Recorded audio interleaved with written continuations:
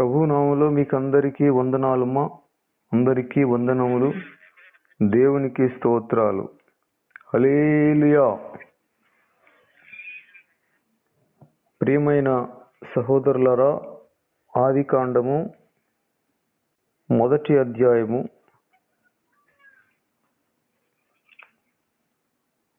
3వ వచనం వరకు విన్నాము.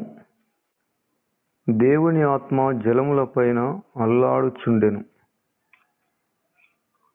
పరిశుద్ధాత్ముడు సమస్తమును కలగచేయువాడు. ఆయనకు వాక్కు కావాలి, మాట కావాలి. మాట రాగానే పరిశుద్ధాత్ముడు దాన్ని క్రియారూపంలో చేస్తాడు. నీవు నా కుమారుడవు, నేడు నేను నిన్ను కని ఉన్నాను అని 2వ కీర్తనలో వ్రాయబడిన మాట రాగానే యేసు ప్రభువును మృతుల్లో నుండి పరిశుద్ధాత్ముడు లేపాడు. మృతుల్లో నుండి యేసుక్రీస్తును లేపిన పరిశుద్ధాత్ముడు మనలో ఉన్నప్పుడు ఉన్నాడు గనుక సమస్తమైన పాప శాప రోగముల నుండి మనల్ని కూడా విడిపిస్తాడు, లేవనెత్తుతాడు. అన్నిటికంటే బలమైనది దేవుని ఆత్మ. అన్నిటికంటే మధురమైనది దేవుని వాక్యము. తేనె కంటే తీపి అయినది, సింహము కంటే బలమైనది దేవుని వాక్యము, దేవుని ఆత్మ. పరిశుద్ధాత్ముడు నూతన స్వభావాన్ని కలుగజేస్తాడు, నూతన మనస్సును పుట్టిస్తాడు. పరిశుద్ధాత్మునికి సృజనాత్మక శక్తి ఉన్నది.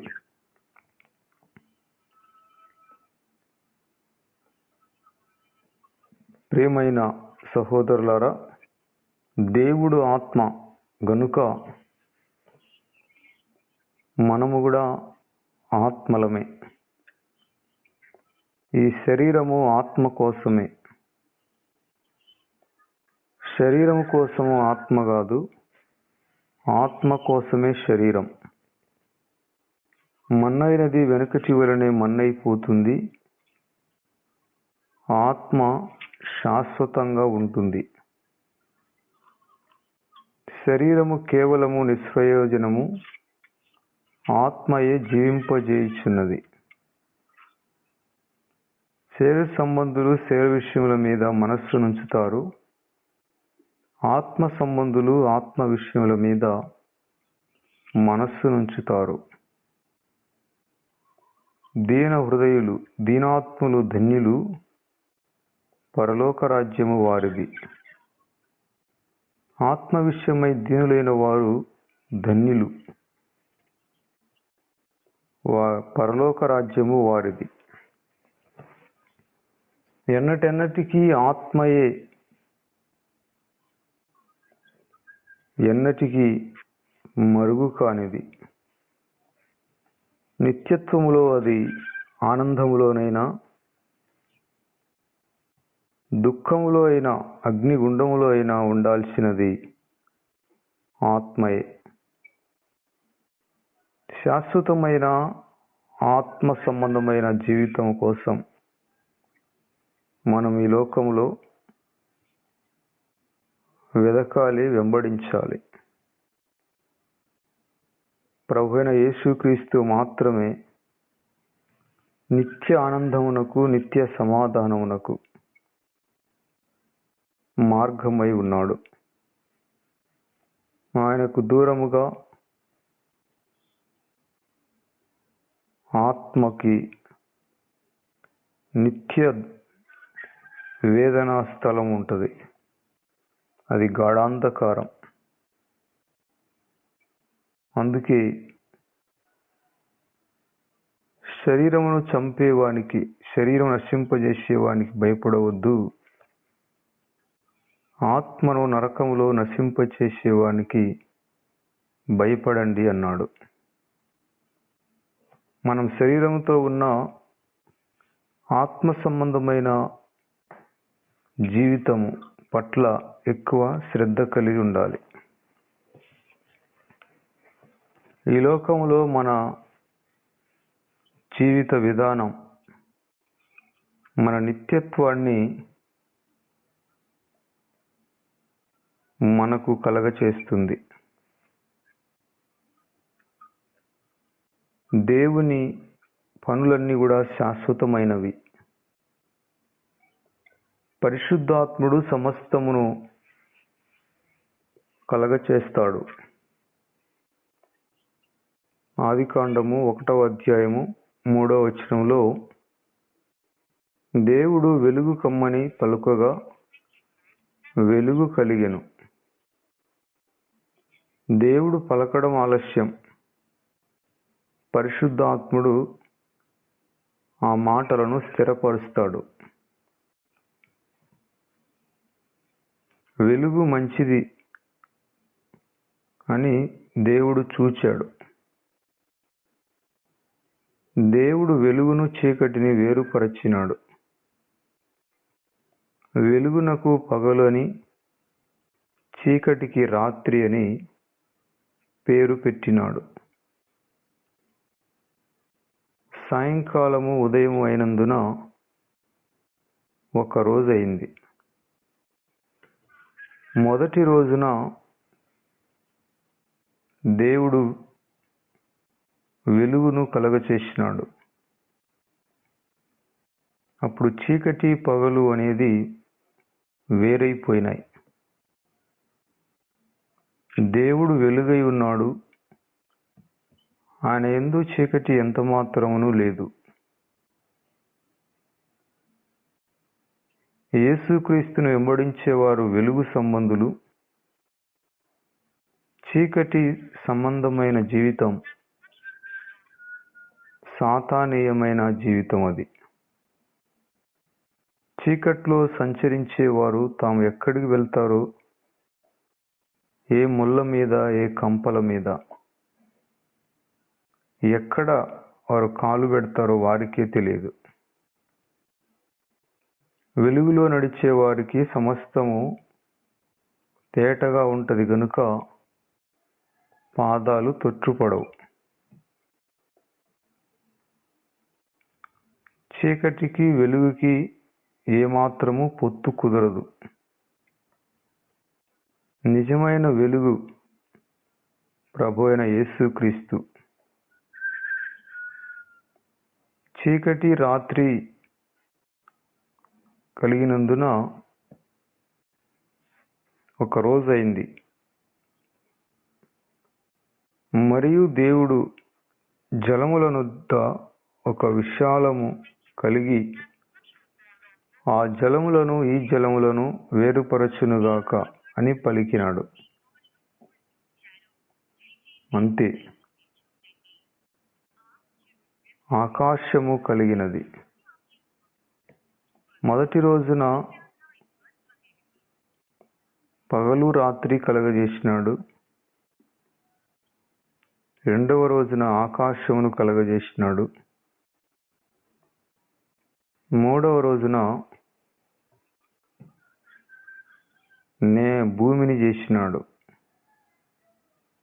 దేవుడు ఆకాశము క్రిందనున్న జలములు ఒక చోటనే కూర్చబడి ఆరిన నేల కనబడునుగాక అని పలికినాడు. ఆ ప్రకారము అయినది. దేవుడు ఆరిన నేలకు భూమి అని పేరు పెట్టెను. జలరాశికి ఆయన సముద్రములని పేరు పెట్టెను. అది మంచిదని దేవుడు చూచెను. ఆకాశం క్రిందనున్న జలములు ఒక చోటనే కూర్చబడి ఆరిన నేల కనబడునుగాక అన్నాడు. ఈ ఆదికాండము 1వ అధ్యాయం 9వ వచనాన్ని మనం వింటున్నప్పుడు దేవుడు ఏ రకంగా జలములను ఏకరాశిగా మార్చాడో, ఒక చోట సమకూర్చాడో, ఆరిన నేల కనబడినదో, ఇశ్రాయేలీయులు ఎర్ర సముద్రము దగ్గర మోషే ద్వారా నడిపించబడుతున్నప్పుడు దైవజనుడైన మోషే చేతి కర్రను చాపి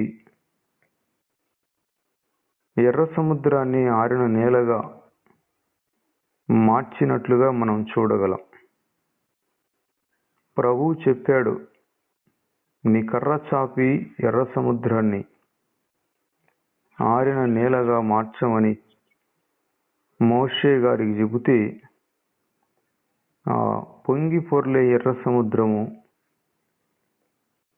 మొత్తం గ్రౌండ్గా మారిపోయింది. ఎక్కడే కానీ బురద అనేది లేదు.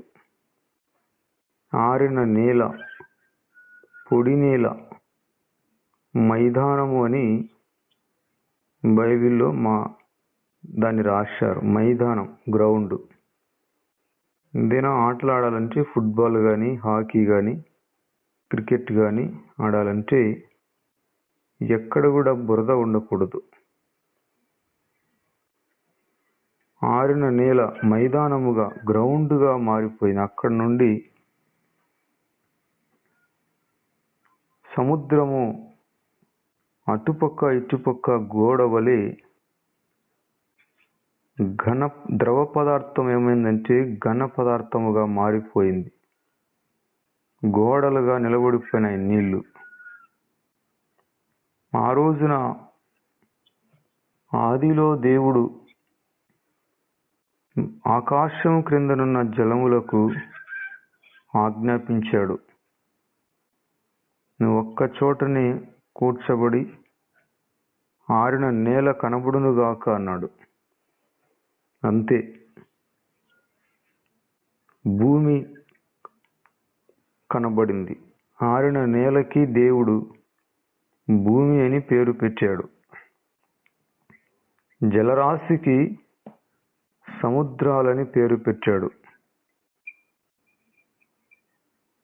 ఆ అవకాశాన్ని, ఆధిక్యతను దేవుడు మనిషి కూడా ఇచ్చాడు. భూమి ఆకాశముల మీద అధికారము కలిగిన దేవుడు. అలాగే శరీరధారి వచ్చిన దేవుడు అర్ధరాత్రి పూట శిష్యులతో పాటు సముద్రములో ప్రయాణం చేస్తుండగా యేసు ప్రభు తలగడం మీద తలవాల్చుకొని నిద్రపోతుంటే తుఫాను వచ్చింది. చిన్న దోణి మీద పెద్ద తుఫాను వచ్చినది.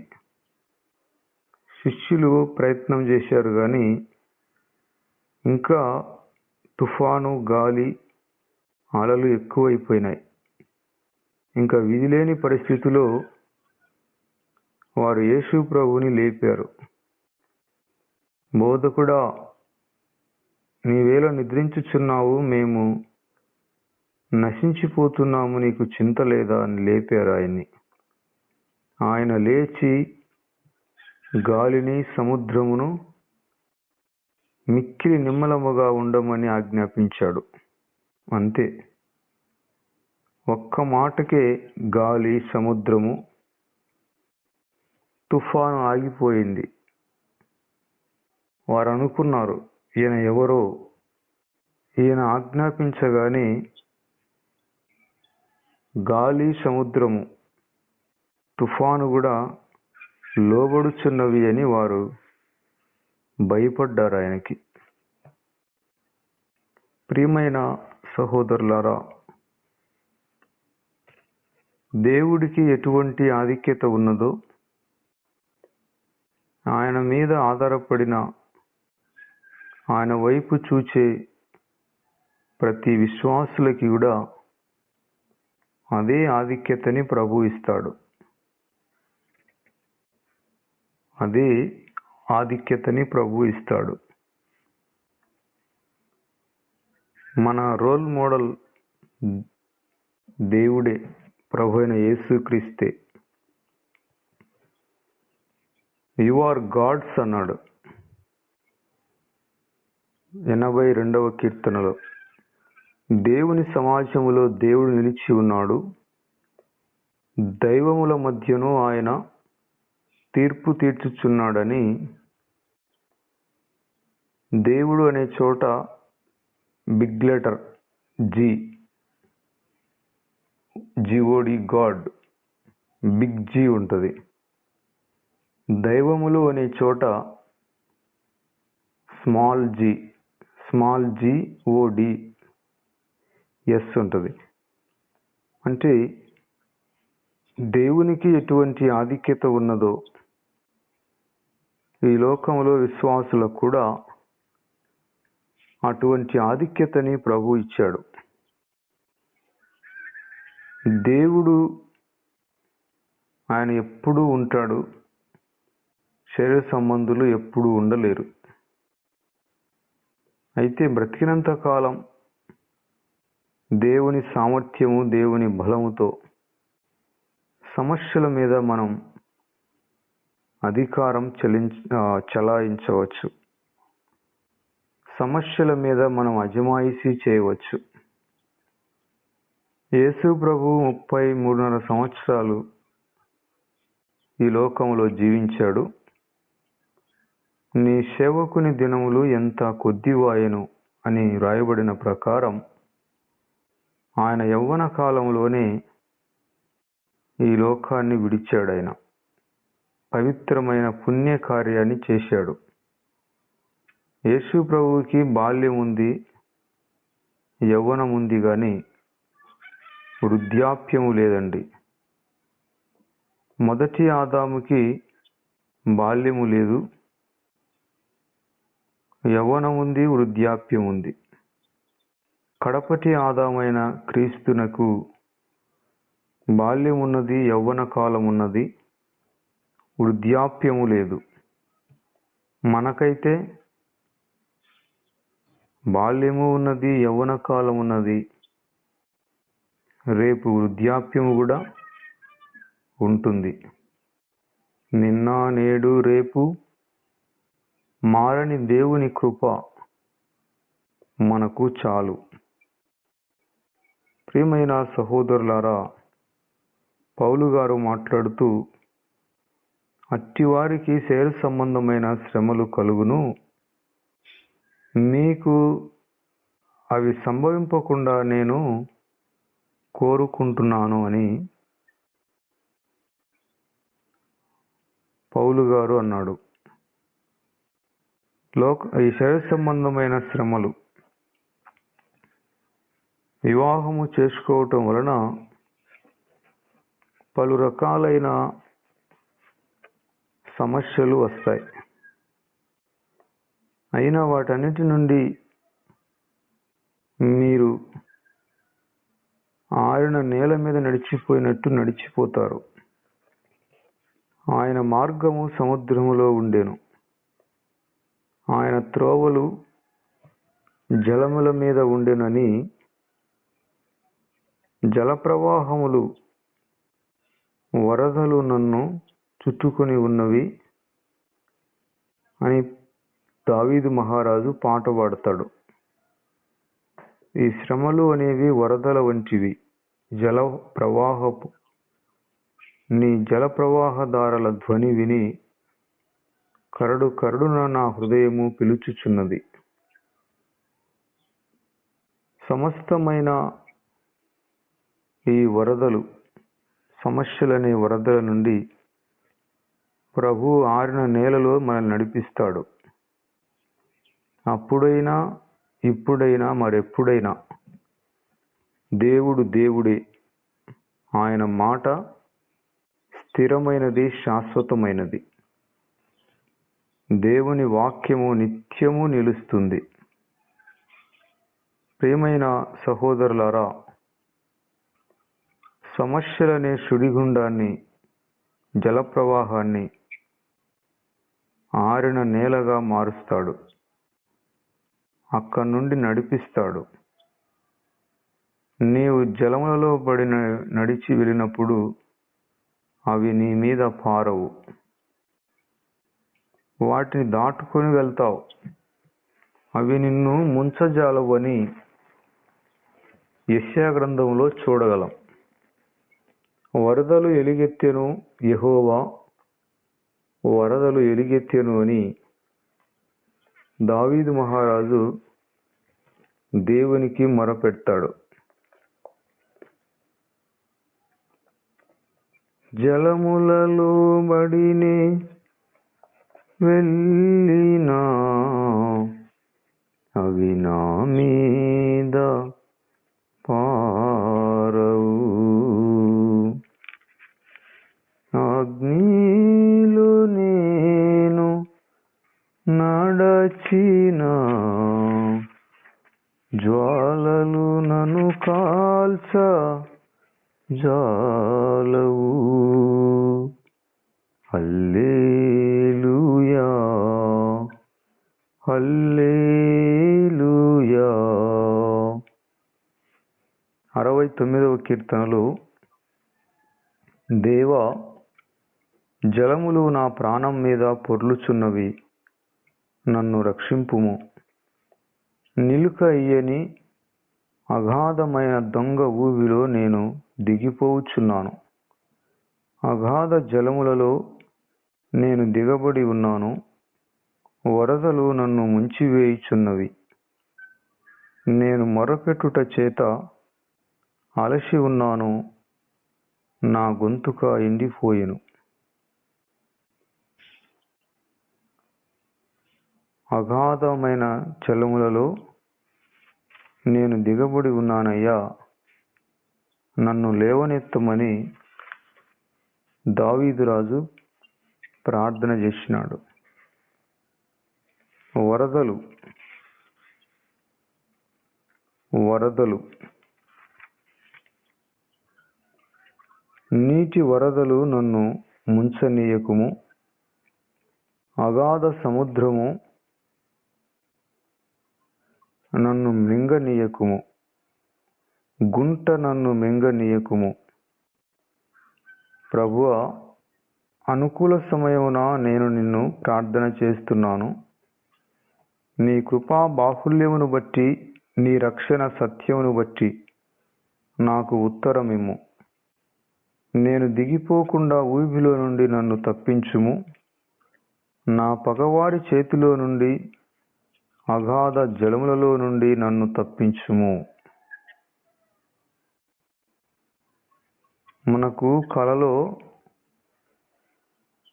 పెద్ద ప్రవాహము, వరదలు కనబడిన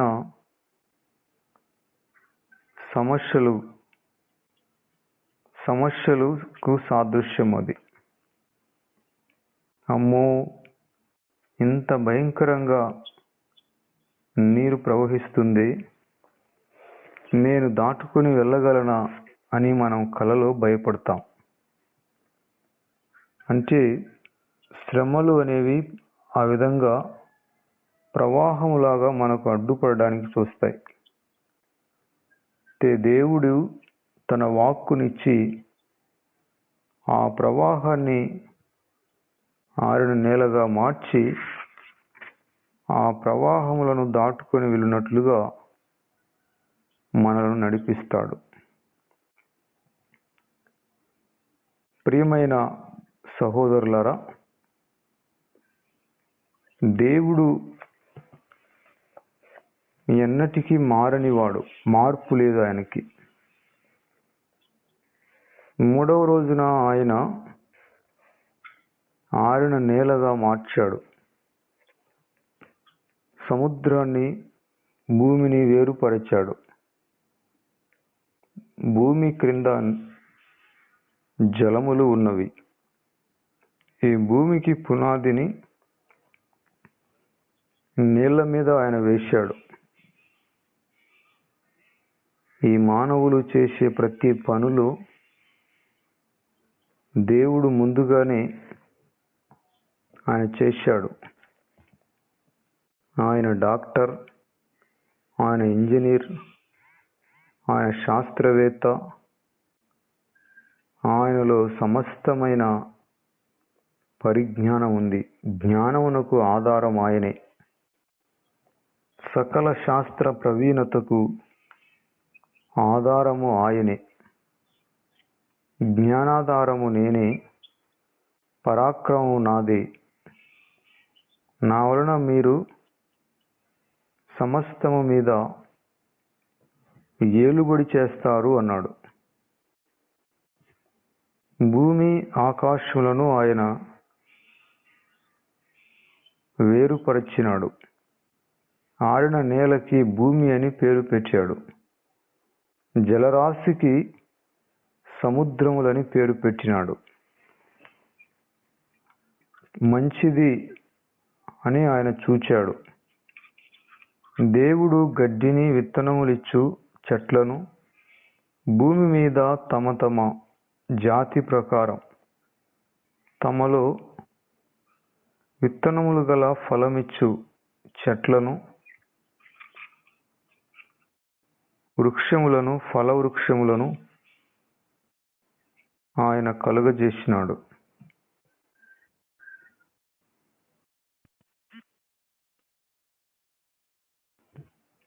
ఫలవృక్షములను కలగజేసినాడు. వాటిని మొలిపించునుగాక అని పలికిన అంతలోనే సమస్తము కలిగెను. పరిశుద్ధాత్ముడు సృజనాత్మక శక్తి కలిగిన వాడు. అయితే ఆయనకు మాట కావాలి. మన నోటిలో కూడా సృజనాత్మక శక్తి ఉన్నది. మనం విశ్వాసంతో పలికిన మాటలు ఎన్నటికీ వ్యర్థము కావు. మనం విశ్వాసంతో మాటలు పలికితే పరిశుద్ధాత్ముడు వాటిని క్రియారూపంలో వాటికి రూపాన్ని ఇస్తాడు. దేవుడు ఏ విధముగా పలికినాడో వాటికి పరిశుద్ధాత్ముడు నిర్మాణమును, ప్రత్యక్షతను కలిగించాడు, ఆకారాన్ని చేశాడు. అలాగే విశ్వాసముతో మనం పలికిన మాటల్ని కూడా పరిశుద్ధాత్ముడు వాటికి రూపమిస్తాడు. ఆ మాట ప్రకారం జరుగుతుంది. భూమి గడ్డిని తమ తమ జాతి ప్రకారం, విత్తనములిచ్చు చెట్లను తమ తమ జాతి ప్రకారము తమలో విత్తనములు గల ఫలవృక్షములను మొలిపింపగా అది మంచిదని దేవుడు చూచెను. అస్తమయమును ఉదయమును కలుగగా 3 దినములాయెను. 3 రోజుల్లో దేవుడు వెలుగును చేశాడు, ఆకాశాన్ని, ఆరిన నేలను చేశాడు, భూమిని చేశాడు. మరి సమస్తమైన వృక్షములను, పండ్లను ఇచ్చే చెట్లని ఆయన చేసినాడు. చూసినప్పుడు చాలా మంచిగా కనపడింది ఆయనకి. 3 రోజులు ఆయన చేసిన కార్యము మంచిదిగా కనపడింది. గుడ్ అనుకున్నాడు. అలాగే 4వ రోజున ఆయన సూర్య, చంద్ర, నక్షత్రములను కలగజేసినాడు. సూర్యుని, చంద్రుణ్ణి, నక్షత్రాలను కలగజేసినాడు. అవి ఎందుకంటే కాలములను, సమయములను, సూచనలను సూచించడానికి సూర్యుని, చంద్రుని, నక్షత్రాలను కలగజేసినాడు. పగలు వెలుగివ్వడానికి సూర్యుని, రాత్రి వెలుగివ్వడానికి చంద్ర నక్షత్రాలను కలగజేసినాడు. అవి ఆకాశ విశాలమందు గొప్ప జ్యోతులుగా కనబడతాయి. ఆ రెండు గొప్ప జ్యోతులను పగటిని ఏలడానికి, రాత్రిని ఏలడానికి చిన్న జ్యోతిని, నక్షత్రాలను కలగజేసినాడు. భూమి మీద వెలుగివ్వడానికి, పగటిని రాత్రిని ఏలడానికి, వెలుగును చీకటిని వేరుపరచడానికి దేవుడు ఆకాశ విశాలమందు వాటిని ఉంచినాడు. అది మంచిదని దేవుడు చూచెను. అస్తమయమును ఉదయమును కలుగగా 4వ రోజాయెను. ప్రియమైన సహోదరులారా, సూర్య చంద్ర నక్షత్రాలను దేవుడు 4వ రోజున కలుగజేశాడు. సూర్యుడు కలుగునుగా కంటే సూర్యుడు కలిగినాడు. చంద్రుడు కలుగునుగా కంటే చంద్రుడు కలిగినాడు. చంద్రునికి, సూర్యునికి ఎటువంటి ఛార్జింగ్ అవసరం లేదు. నక్షత్రాలకు ఎటువంటి ఛార్జింగ్ అవసరం లేదు. వాస్తవానికి అవి వాటంతటా అవి వెలిగినవి కాదు. దేవుడే వాటిని వెలిగించేవాడు. చీకటి కలుగునుగా కంటే సూర్యుడు మాయమైపోతాడు. ఒకరోజు వస్తుంది, ఆ రోజు ఈ సూర్యుడు కానీ, చంద్రుడు కానీ, నక్షత్రాలు కానీ అవసరం ఉండదు. నీతి సూర్యుడైన యేసుక్రీస్తే నిత్యమైన వెలుగుగా ఉంటాడు. అక్కడ చీకటి అనేది ఉండదు. ఎప్పుడూ పగలే, ఎప్పుడూ పగలే. అది మహిమ కలిగిన రాజ్యం. ప్రియమైన సహోదరులారా, 5వ రోజున సమస్తమైన జీవరాశులను కలగజేసినాడు. సమస్తమైన జీవరాశులు, ప్రాణులను, పక్షులు, జంతువులు, చేపలను, జీవము కలిగి చలించు వాటిన్నిటినీ వాటి వాటి జాతి ప్రకారం రెక్కలు గల ప్రతి పక్షిని ఆయన చేసినాడు.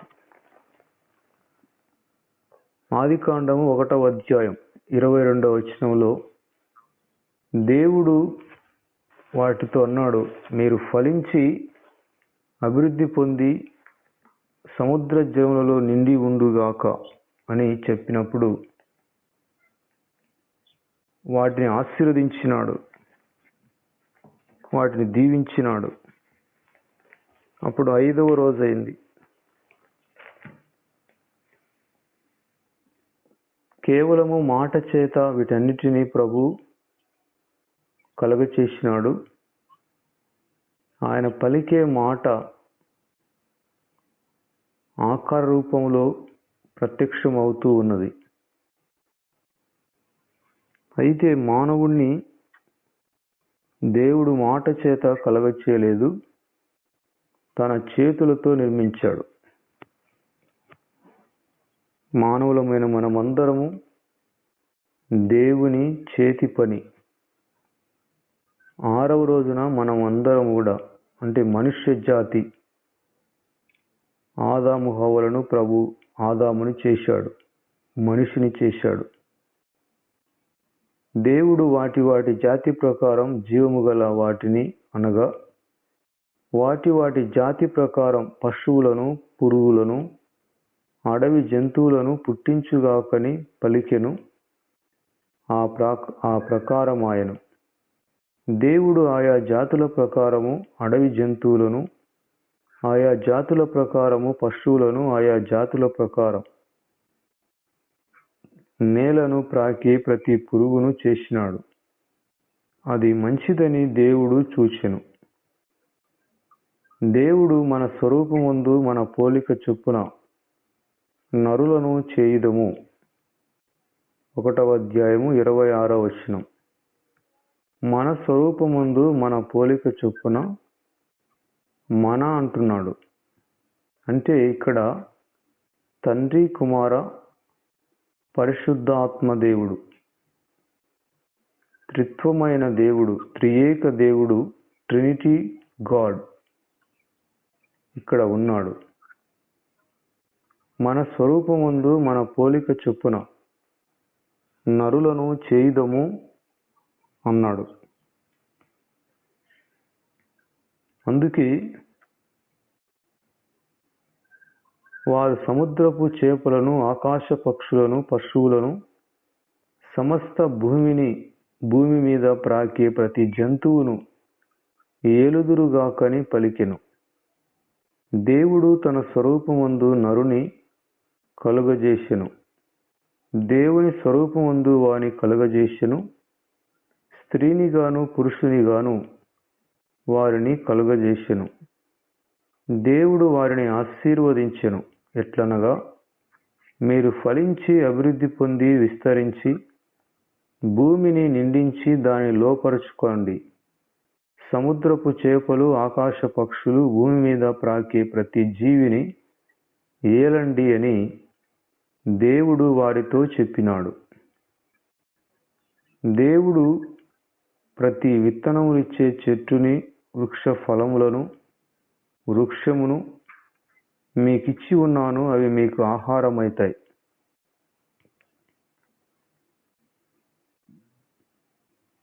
భూమి మీద నుండి జంతువులన్నిటికీ, ఆకాశ పక్షులన్నిటికీ, భూమి మీద ప్రాకే సమస్త జీవులకును పచ్చని చెట్లన్నీయు ఆహారమగునని పలికెను.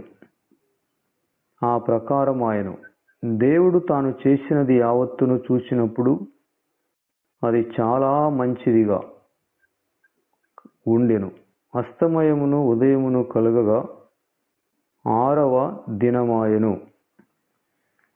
మానవుని నిర్మాణాన్ని దేవుడు తన హస్తములతో నిర్మించినట్లుగా తరువాత మనం చూడగలం. మొదటి 6 రోజుల్లో ప్రభు సమస్తమైన సృష్టిని కలగచేశాడు. ప్రతి దినమును ఆయన మంచిదిగా చూచినాడు. ప్రతి దినము కూడా మంచిదే, వెరీ గుడ్ అన్నాడు. దేవుడు 7వ రోజును పరిశుద్ధపరిచినాడు. సంపూర్ణముగా 7వ దినమున ఆయన విశ్రమించినాడు. ఆకాశమును, భూమియు, వాటిలోనున్న సమస్త సమూహమును సంపూర్తి చేయబడెను. దేవుడు తాను చేసిన తన పని అంతటిలో 7వ దినములోగా సంపూర్తి చేసి, తాను చేసిన తన పని అంతటి నుండి 7వ దినమున విశ్రమించెను. కాబట్టి దేవుడు ఆ 7వ రోజును ఆశీర్వదించి పరిశుద్ధపరచెను. ఏలయనగా దానిలో దేవుడు తాను చేసినట్టు సృజించినట్టు తన పని అంతటి నుండి విశ్రమించినాడు. మన అందరికీ కూడా 6 రోజులు పని చేయాలి, 7వ రోజు విశ్రాంతి. ఈ లోకంలో మనం ప్రాణం ఉన్నంత వరకు మనకు 6 రోజులు. మన పని సంపూర్ణం చేయబడినప్పుడు మనకు 7వ రోజు, అనగా నిత్య రాజ్యములో విశ్రాంతి పొందే 7వ రోజు. అందుకే ఈ లోకంలో దేవుడు మనకిచ్చిన పనిని శక్తి లోపము లేకుండా సంపూర్ణముగా మనం జరిగించాలి. యేసు ప్రభు కల్వరి శిలువలో సమాప్తమైనదని కేక వేసినాడు. ఆయన వచ్చిన పని సంపూర్ణం చేశాడు. పౌలు గారు కూడా I will finish my course అన్నాడు. నా పనిని నేను సంపూర్ణం చేశాను. ప్రతి వారు కూడా మనుషులుగా పుట్టినందుకు కార్యములను సంపూర్ణము చేయాలి.